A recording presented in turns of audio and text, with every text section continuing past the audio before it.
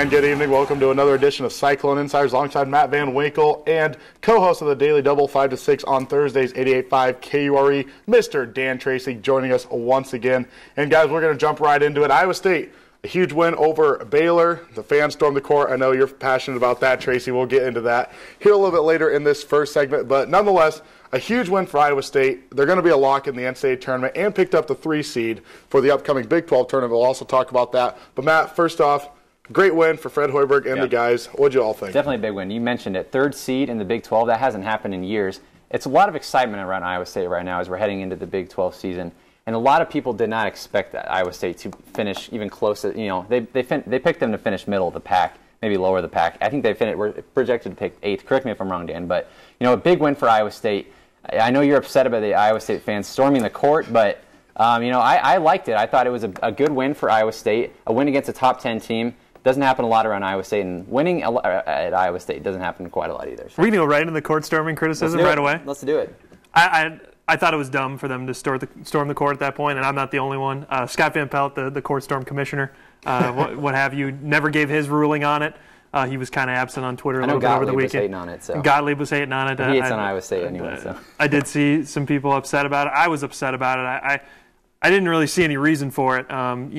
It was, it's the final real game. You look at what happens after the men's basketball season at Iowa State, not a lot going on, no outdoor track, no baseball going on. So it was the final big hurrah, packed Hilton Coliseum, the most, it said. It was an oversellout. Yeah. It was really an oversellout, but, I mean, if you do it at that point, to me it was no sort of culmination. Right. I think, for one, we mentioned in the pre, I would say it was favored to win the game, and usually a court storm is indicative of an upset game. And also, they finished higher than them in the Big 12. They were a better team overall. So to me, yeah. But that was because of that game. Right. It was because of that game. But the other thing, too, it was an 8-point win. It wasn't like it was a last-second hurrah. True. There was 2 minutes of preparation for storming the court. Here's the thing. Yeah. Court storming should be special. It should be once in a lifetime.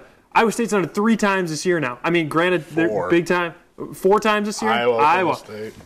You don't want to be football game. Here, football. You want to go in. You want to be known on the national landscape. You don't want to be known as the team that ruins something that's very special in sports. And court storming and field storming are special. The first 3, I can't argue. First 3, I can't argue. Very special moments. This one's just a little over the top. And that's one thing to put aside. And it gets forgotten about a very good basketball team, a very good basketball game that Iowa State did play. If we can pull up the graphics real quick here, Ben. Iowa State, an 80 to 72-point winner, shot 55% from the field, which is very good. But a number that really sticks out to me right here is only 10 turnovers for Iowa State, which they struggled with earlier in the season. They were up by the 18 to 20 turnovers. So they've really cut that in half. And Iowa State might be playing their best basketball of the season right now. Oh, absolutely. And you look at Iowa State, they were down at halftime. And that's something big that I take from that team is their ability to come back from behind and to win these big games under pressure. I mean, huge pressure situation for Iowa State. Getting the 3 seed. I mean, you look at Iowa State and they were supposed to not do much this year, Dan. And from what they've been able to do, what Fred Hoiberg has been able to do with these players, just unbelievable. Yeah, no, I'm not taking anything away by saying that they shouldn't have stormed the court. I'm actually saying they shouldn't have stormed the court because of how well they've done this year. They are there. They're not a team that's knocking on. They're not a team that's coming out of nowhere. They're there. They're on the national landscape. They're going to the NCAA tournament. Yeah. They're going to the NCAA tournament. So they're a team that's made it. You brought up the turnovers point. I thought that was interesting. With the way Scott Christopherson has been playing this season, especially late in the season, he had 23 points on Saturday, kissing the court, giving us the quote of the year after the game. Really, it's really been a lot about Scott Christopherson in the late games, in turnover situations. He's done so well dribbling the ball. I think that's going to be a huge key. A lot of people talked about when Iowa State got into the later part of the season how important Chris Allen would be. I think maybe Scott Christopherson is the more important player for Iowa State. Player of the year, do you think, for Iowa State? I wouldn't go that far because I think that the way that teams have to defend Royce White, I think he's the most difficult part of the team.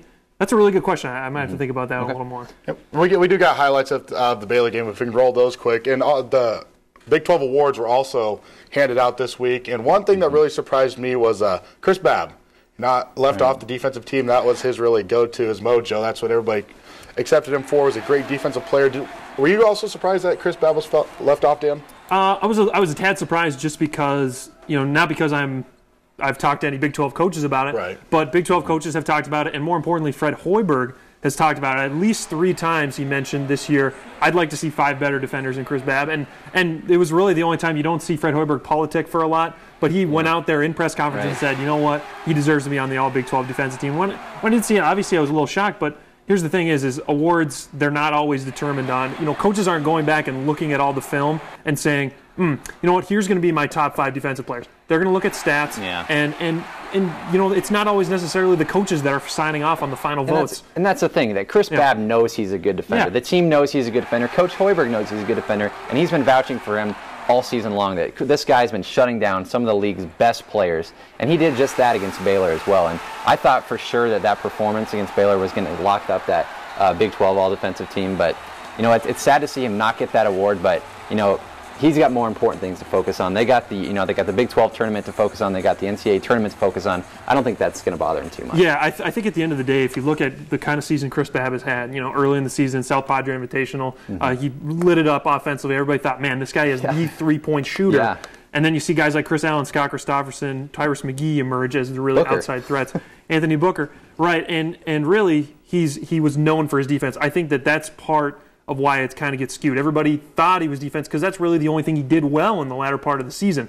So, yeah, I mean, so there were some other players. I mean, you saw Jeff Withey get on there, a very complete player and not just a defensive threat. So sometimes the really complete players, the guys that have the better stats, get on the defensive team. Did he get stubbed? Maybe, but I think everybody knows that he's a pretty darn good defender. The guys who are on that list were definitely well-deserved. So we want to mention also Fred Hoiberg, co-coach of the year in the Big 12, along with Bill Self, Scott Christopherson, the third team, and Chris Allen and Melvin Edgem, also honorable mention. So congratulations to those guys as well. And that big win over Baylor did set up for the upcoming Big 12 tournament. They get Texas. That they split with this season, lost to them down in Austin, beat them up here in Ames, 3-6. And Texas really has an explosive player in Jacobin Brown, who I expect Chris Babb to guard because he's really the person that's going to make the Texas Longhorns go. And Wangman, the big guy for Texas, is going to be out for this game, a broken wrist. So maybe Iowa State's catching them at the right time, but Texas is also playing for their NCAA tournament lives. Right now, first team's out of the tournament, so they're really going to want this one. It's going to be a big one down in Kansas City. Yeah, I think a lot of people think Texas is really one of the more dangerous teams. I think I'm more interested to see how their young guards play. I mean, these guys are a lot of freshmen. You have Mick Kabongo, Jacobin Brown, like you mentioned, guys that are really young. They haven't played in the tournament atmosphere. They haven't been around that. Also, you got to factor in, a lot of people saying Kansas City is Hilton of the South. Iowa State, this is going to be more of a home game, I think, in my opinion, for them than it will be for Texas. So how those freshman guards respond, especially Mick Kabongo, a guy that combined to have 20 points against the Cyclones, had a really nice game in Austin, kept them in that game and helped them win that game. So I'm really interested to see how the young guards play, especially against two guys in Scott Christopherson and Chris Allen, who've played pretty well down the stretch. Yeah, it's going to be a big game. I mean, you look at Iowa State when they played Texas earlier this year. You mentioned it. Go down to Austin, probably play one of their worst games of the season, I think. Really not a good performance. But then they their first game of the Big 12 Conference was against Texas, and that's when I think people started to realize, okay, this team has the ability to beat some good teams. But they go down to Austin, lose one down there, but it's tough to play on the road, especially in Texas. So I think you're right, Dan. It's going to be a favorable matchup for Iowa State. Going to have a lot of fans traveling down to Kansas City. I think it's going to be a good matchup. Definitely Jacobin Brown's a guy you got to watch out for, Big 12 first team. So Iowa State's going down there. They're going to play their game. What do they have to do? Like, what's a big key? Do they utilize Royce White down low? Or do you expect Texas to double-team him, which will open up the outside for the shooters?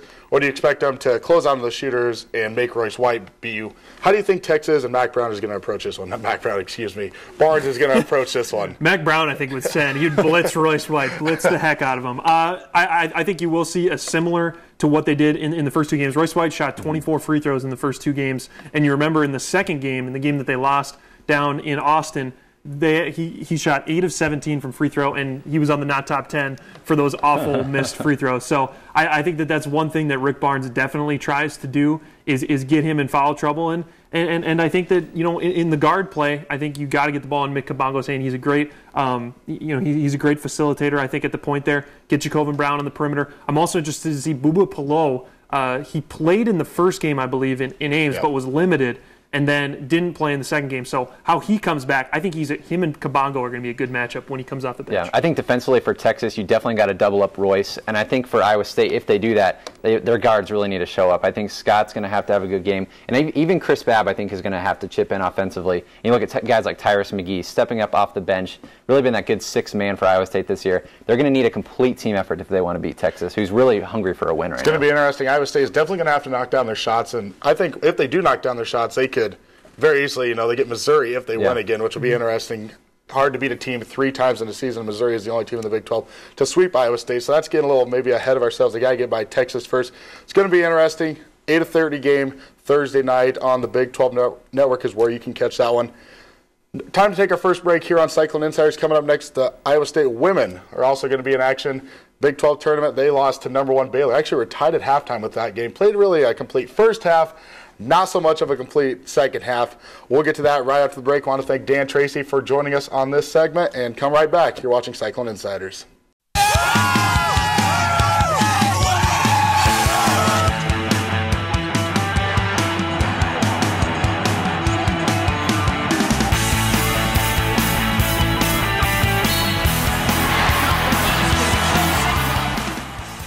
Iowa State Daily, Dean Burhow-Gall joining us for this second segment. And like we do each and every week, we're going to talk about the Iowa State women's basketball team.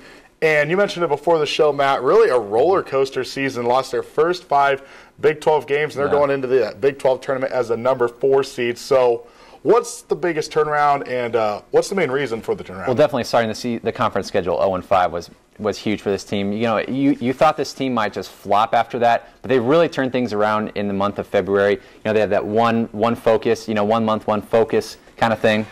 And it's big for this team because they really started off the season really well in non-conference, and you thought this team was on a roll, thought they were doing things right, and then start the conference season 0-5.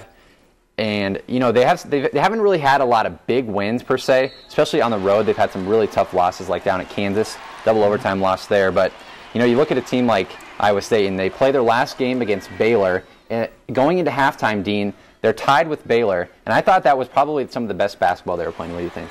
They're playing great. They've played Baylor twice this year. Both times they've hung with them for about a half. Yep. But second half, you have somebody like Brittany Griner. She's the best player in the nation. Yeah. They have Odyssey Sims, who is a first team All Big 12 again.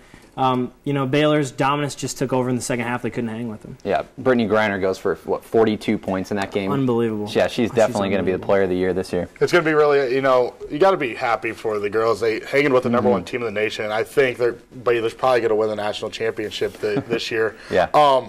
But then that leads into the Big 12 tournament where really Iowa State can make some noise, and they get a team that they've swept this year in Kansas State. Kansas State coming in at 18-12, 9-9 on the season.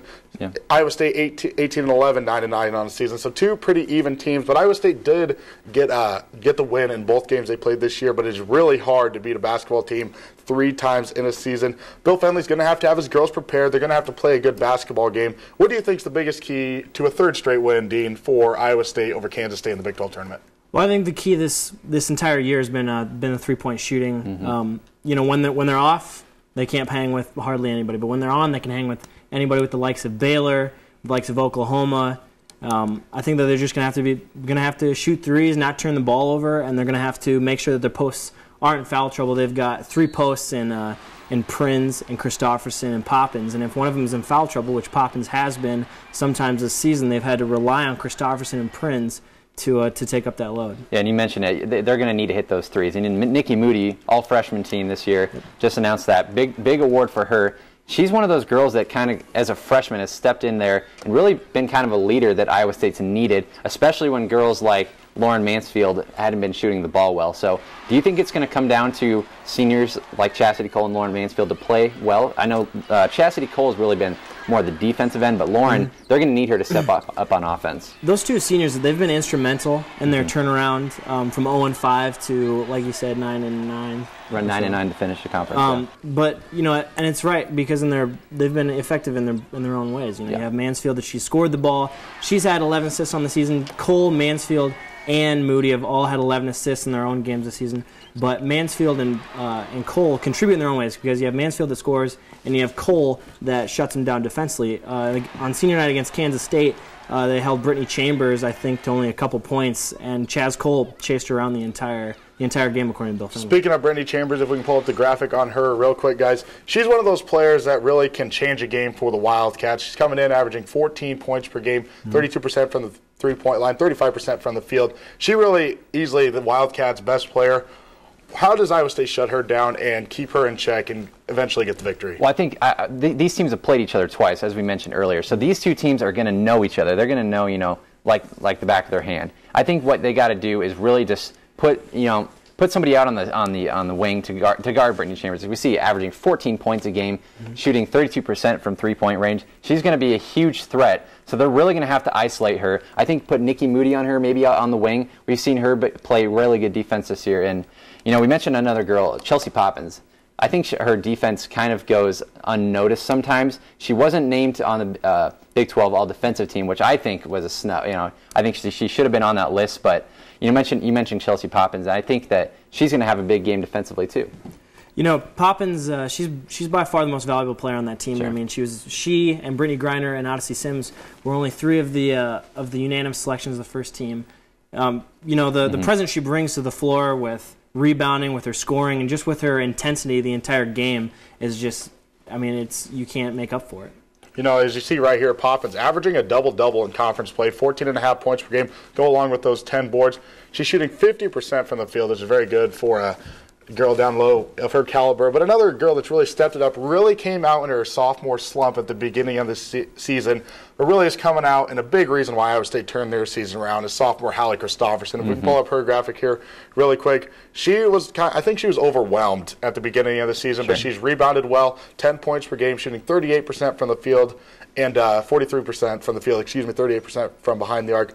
How does she continue her great play and maybe make Iowa State have a run in the Big 12 tournament? I think where she was struggling earlier on in the season is she was trying to take too many shots from beyond the arc, and she really needed to focus on more driving down hard to the lane. And that's where she was getting a lot of her points when she was struggling. She wanted to get those points, but she wasn't finding it through her shot, so she went drive hard to the lane, following her shots, picking up offensive rebounds. That's where she stepped up her game to me.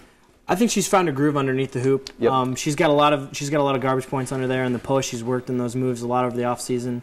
Fenley and she have both mentioned that she spent a lot of time in the Sukup Center after practice. But more specifically, I think she's more important because she's the one that usually has been starting those runs on offense with her threes. She's been automatic almost behind the arc. It seems like whenever the team needs a shot, they really just rely on Hallie Christofferson. Real quickly before we hit our final break, if we can pull up the women's Big 12 bracket here really quick, Ben. It's one of those things where, as you're looking right here, Iowa State's the number 4 seed versus number 5. The tournament gets underway tomorrow afternoon with the 8 through 10 matchups. Looking at this bracket really quickly, who's one team that you think makes it to the championship? We're going to assume that Baylor gets there. Who's one team from that bottom side that you're looking at to face Baylor? I really like Texas A&M. I was really impressed by the way they played this year, coming in at the number 3 seed playing Kansas. So that's going to be a tough matchup. I think you got to watch out for that game.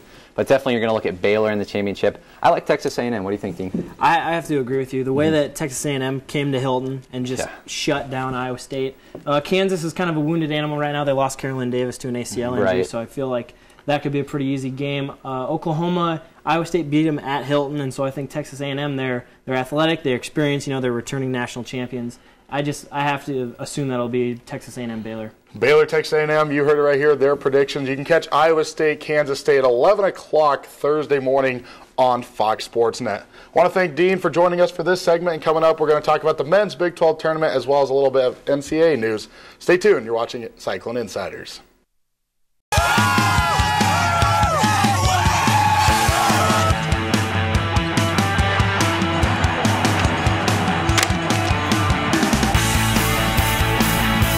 And welcome back to Cyclone InCYders alongside Matt Van Winkle. Once again, I want to thank our two guests before, Dean and Tracy, for joining us in the first two segments.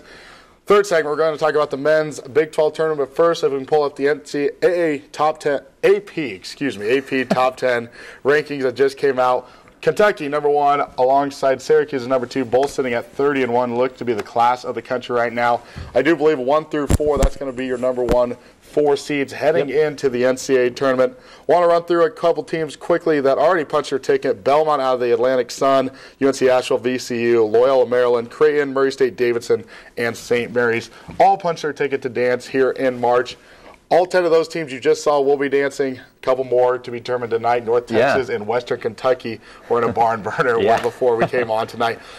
But right now, let's talk about the we'll get back to this later, but let's talk about the Iowa State men going down in the Big 12 tournament. If we can pull up the bracket really quick back there, guys. Iowa State, we mentioned in our first segment, the 3 seed, playing Texas.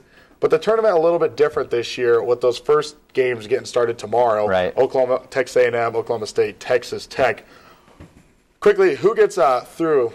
We switched back to the women's bracket there we go. Who gets through tomorrow and into the second round? I really do like Oklahoma. I thought they played a good game against Iowa State. We'll bring back Iowa State. I like to tie in Iowa State because that's only the games I really watch is these teams when they play Iowa State. But, Iowa State goes down to Norman, and Oklahoma really plays a good game against them. Iowa State pulls it out, shot 15 or made 15 3-pointers in that game. But I really do like Oklahoma. Wasn't impressed with Texas Tech at all. I think Oklahoma State and Oklahoma, the 2 Oklahoma schools teams, will probably advance in tomorrow. I like A&M. I like A&M Oklahoma, but I will agree with you. I'll take Oklahoma State over Texas Tech to do battle with number 2 Missouri. Now let's get into the next day, Thursday. You got Baylor, Kansas State. Yeah. I'm really glad, actually, Iowa State beat Baylor because I do not want to play Kansas State again. I think Baylor does get by on this year. I think Kansas wins. Yeah. Missouri, don't be surprised that they have a little struggle with Oklahoma State. I think that's one team you really need to watch out for as we move through the end of the week. Keaton Page and Olakemi can really light it up for the Cowboys. And then you got Iowa State, Texas, who we'll touch on here in just a second. But before we get to that, who is your sleeper pick in the Big 12 tournament this year? Oh, man, that's going to be a tough one. I really do like Kansas State. I thought that Baylor really did play a good game. I think Kansas State really is a dangerous team, though. Iowa State really did play 2 good games against Kansas State, 2 games that Kansas State really could have won those games. And Kansas State's played really well with other teams. We saw them go wire to wire with Kansas, and they're arguably one of the top teams in the nation. So, definitely Kansas State you're going to want to keep an eye out for in that game against Baylor. Kansas State is a very nice pick. Frank Martin's going to have those kids projected. He's going to have them ready to play. I wouldn't necessarily say they're a sleeper team, but they're a team you're going to want to watch out for. Before we shut down the Big 12 tournament and talk a little bit more NCAA, quickly, who's playing for the championship Saturday night on ESPN? Oh, my gosh. You're going to do this to me? Okay. I'm going to put you on the spot. You know what? I'm going to sound like a homie here, but I really think Iowa State. Homie? You're going to sound like okay. No. Okay, a homer. Let's call it that. Right, okay, gotcha. But I really think Iowa State is set up really well to make a good run in this tournament. They're definitely playing great basketball right now, coming off a big win against Baylor. And actually, Fred Hoiberg and Scott Christopherson in the media talked about the game against Texas coming up on Thursday.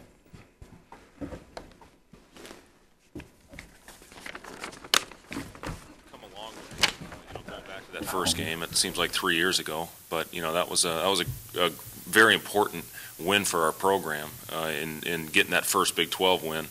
And then we go and beat A&M on the road. So to win one at home against a team that was picked right in the middle of the pack, a team that was picked ahead of us, and then to go on the road and win one to see that we could do that, I thought was very important for this team.